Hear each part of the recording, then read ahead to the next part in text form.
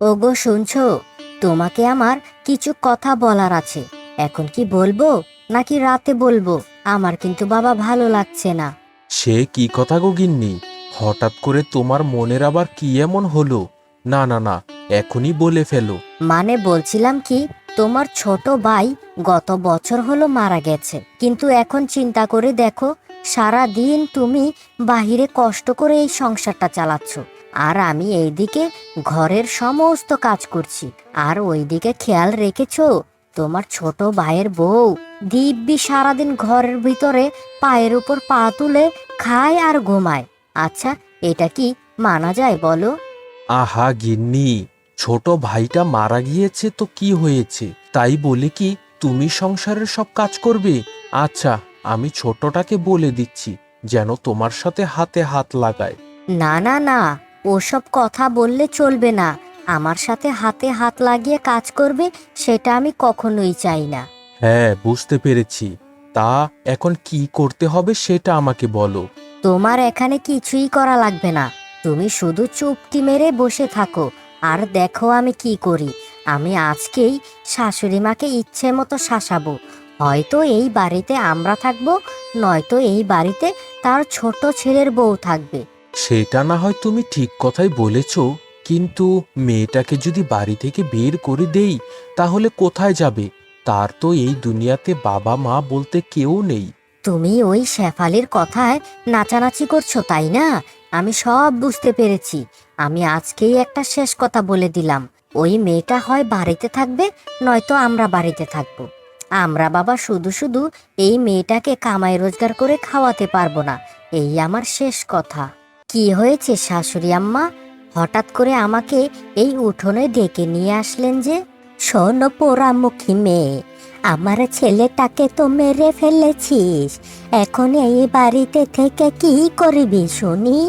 আমাদের বাড়ি থেকে চলে যা, অন্য কোনো ছেলে দেখে বিয়ে কর গিয়ে, নতুন সংসার কর।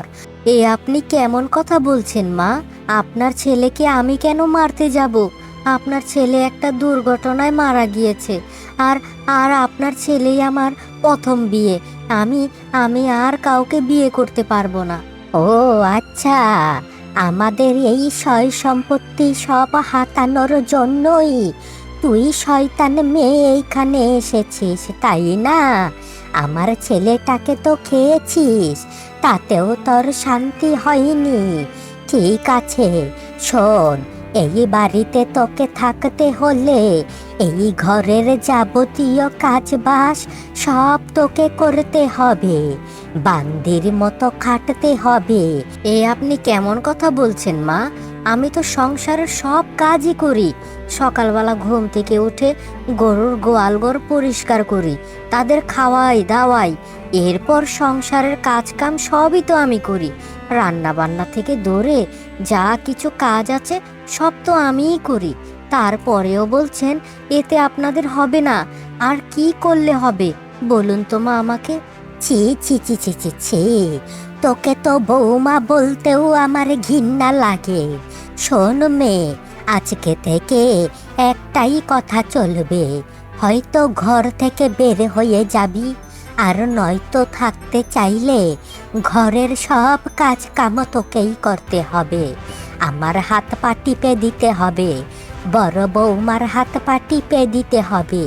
সব কাজ করবি, তাহলেই এই ঘরে তোর জন্য দুই মুঠো ভাত জুটবে, নয়তো এখনো সময় আছে, এই বাড়ি থেকে বেরে হয়ে যা। আচ্ছা মা, ঠিক আছে। আমার তো এখন আর যাওয়ার কোনো জায়গা নেই। দুই মুঠো খাবারের জন্য যা বলবেন আপনাদের কাছে আমি তাই শুনবো।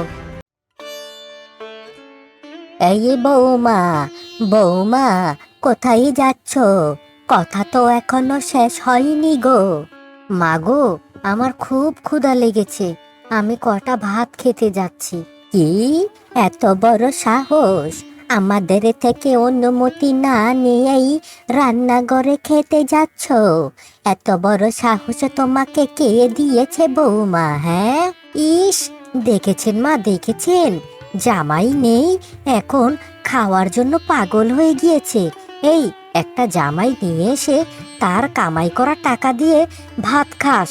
এখন আর তোকে ভাত খেতে হবে না। এই গত 1 বছর যাবত এই সংসারে অনেক ক্ষতি করেছিস। এখন আর ওসব ভাত খাওয়া চলবে না। হ্যাঁ, শোনো বৌমা, এই বাড়িতে যদি থাকতে চাও তাহলে 4 দেয়ালের ভেতরে থাকতে হবে। খেতে তুমি আর পারবে না বৌমা। হ্যাঁ, এ আপনি কেমন কথা বলছেন মা? আজ সকালবেলায় না বললেন ঘরের সমস্ত কাজ করে দিলে আপনারা আমাকে 2 বেলা খেতে দিবেন? তা কি হয়েছে মা, এখন আবার কথা উল্টিয়ে ফেলছেন যে? না না না না না, ওসব চলবে না। সকালবেলা বলেছিলাম বুঝি? ও আচ্ছা, ভুলে গেছি গো বৌমা। তবে যাই হোক, এই বাড়িতে থাকতে হলে নিজের রান্না নিজেরই জগিয়ে খেতে হবে। তা না হলে ঘর থেকে বের হয়ে যাও, দরজা এখনো খোলাই আছে। উপরওয়ালা, আমাকে তুমি উঠিয়ে নাও। এত এত যন্ত্রণা আমার আর সহ্য হচ্ছে না। কেন যে সৃষ্টিকর্তা আমাকে নিচ্ছেন না কে জানে। এখন আমাদের চোখের সামনে থেকে দূর হও তো। যাও যাও, দূর হও। তোমার ওই চেহারার দিকে তাকালেই আমার ভালো লাগে না। ছ্যা ছ্যা ছ্যা ছ্যা ছ্যা ছ্যা, এই রকম বৌমা যেন কারো কপালে না দেয়। দিলেই সংসারে হবে অশান্তি, সংসারে নেমে আসবে অভাব অনটন। এ আপনি কেমন কথা বলছেন? সকাল না হতেই আপনি আমাকে এত কথা শোনাচ্ছেন। কি হয়েছে মা?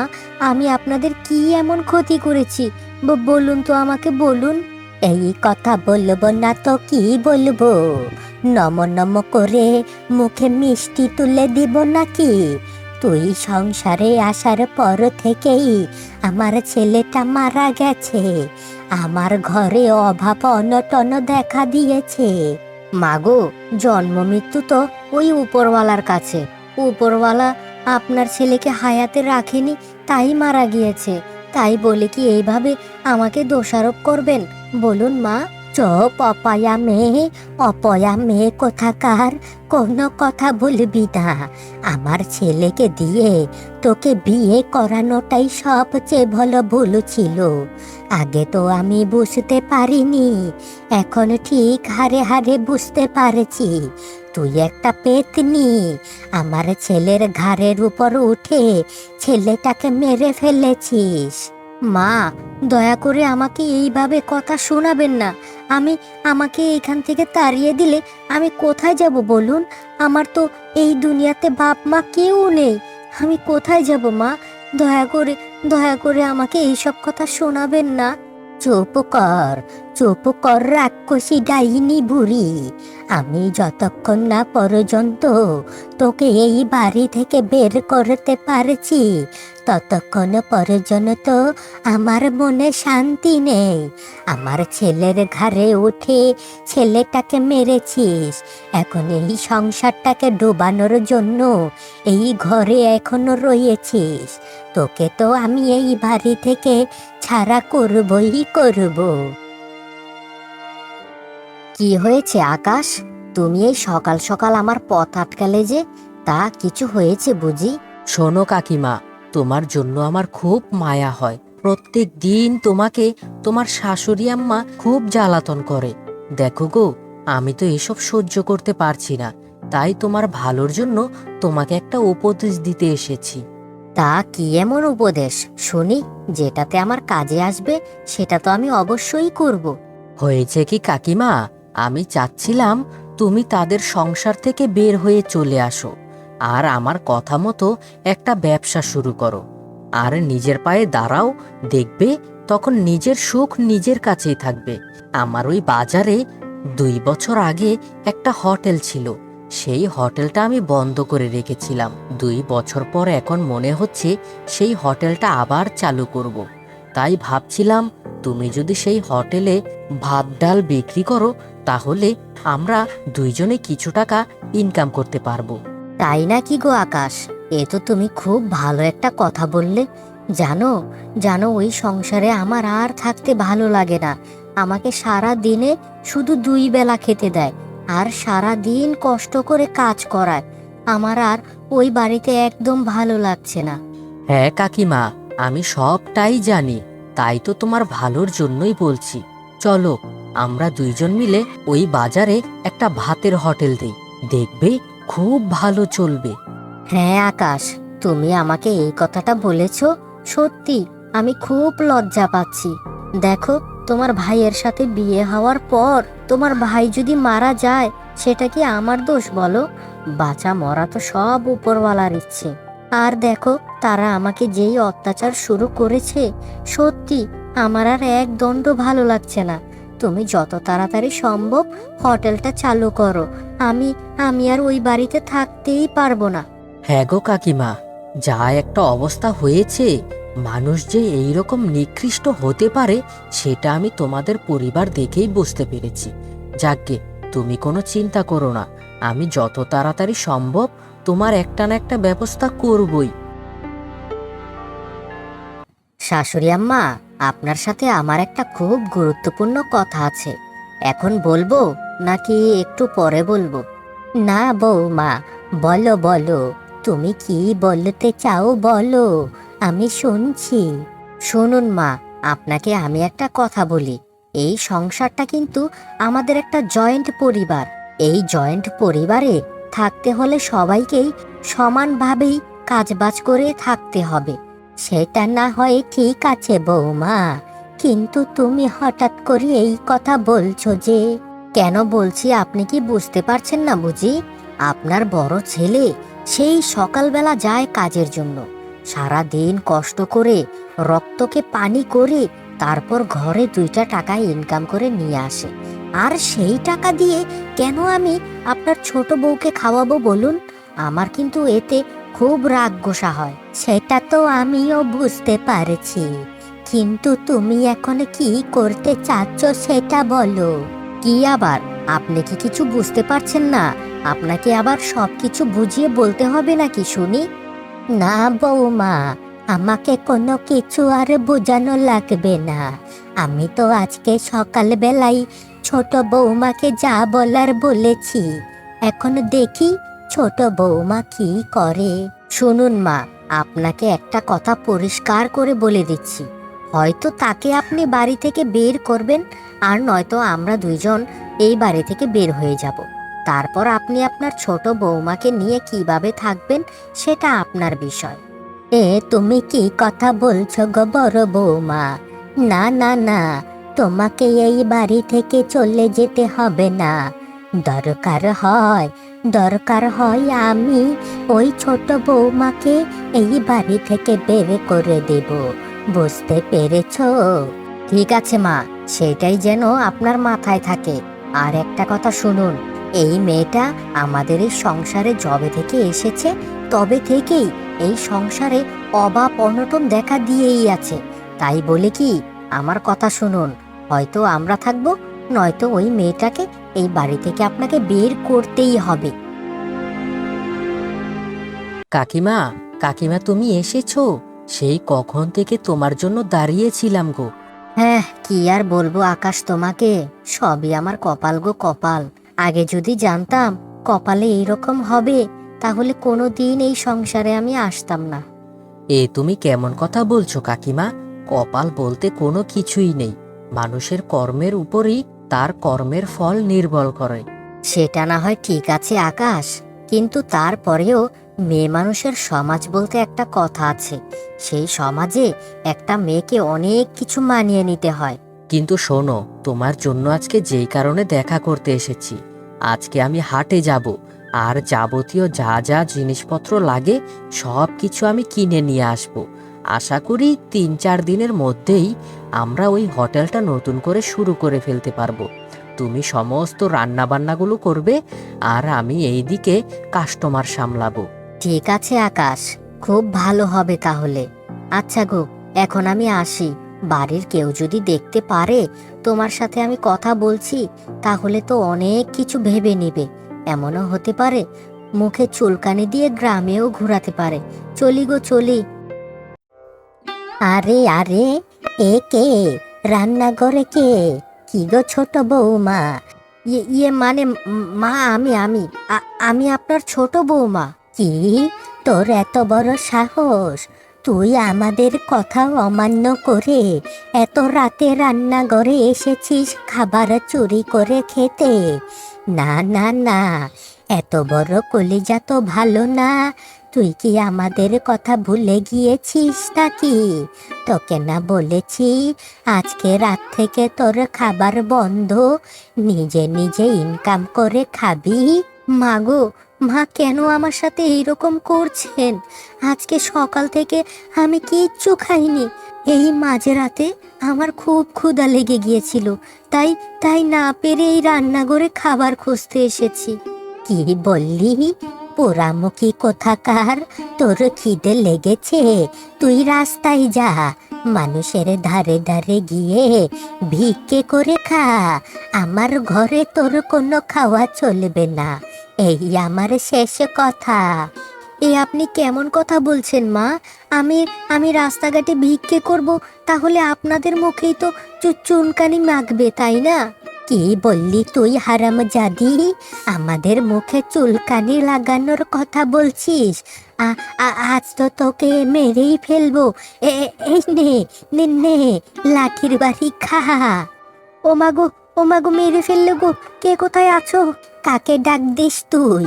কেউ আসবে না, তোকে আজকে লাঠির বাড়ি দিয়ে পিটিয়ে মেরে ফেলবো, তারপর ঘরের পেছনে মাটিতে পুঁতে রাখবো।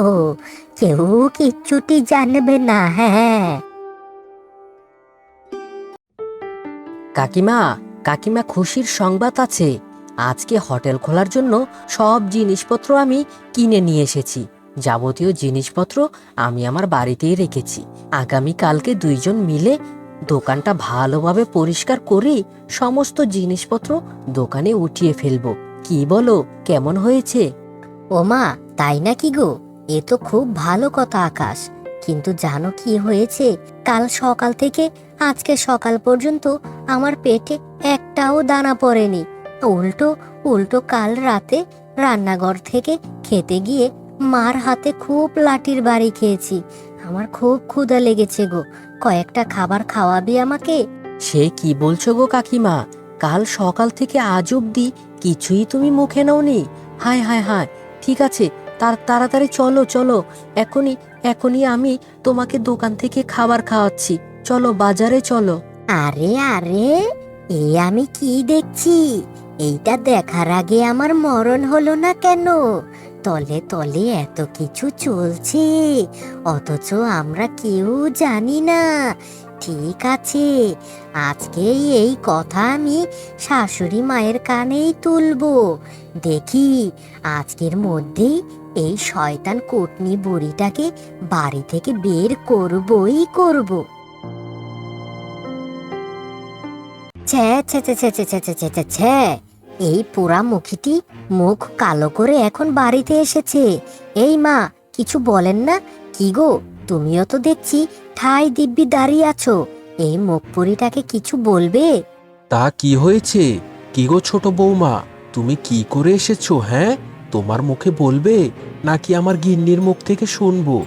ওই শয়তানটার মুখে মুখে কি বলবে? আমিই বলছি। ওর মুখে কি এখন ওসব কথা আসবে? লুকিয়ে লুকিয়ে রাস্তাঘাটে চ্যাংরা চ্যাংরা ছেলেদের সাথে প্রেম করে, তাদের সাথে ঘুরে ঘুরে চুপে চাপে কথা বলে, সেটা দেখে ফেলেছি আজকে আমি। তাই তো এইভাবে এখন নাটক করে চুপ করে দাঁড়িয়ে আছে। তা কি গো ছোট বৌমা, কি বলছে এসব? এসব কথা কি সত্যি? দাদা, দাদা সত্যি কথা বলছি, আমার কথাটা একটু বিশ্বাস করো, আমি সব বুঝিয়ে বলবো। দেখেছিস, যেই ভয়টা না পেয়েছিলাম সেই ভয়টাই এখন হয়েছে।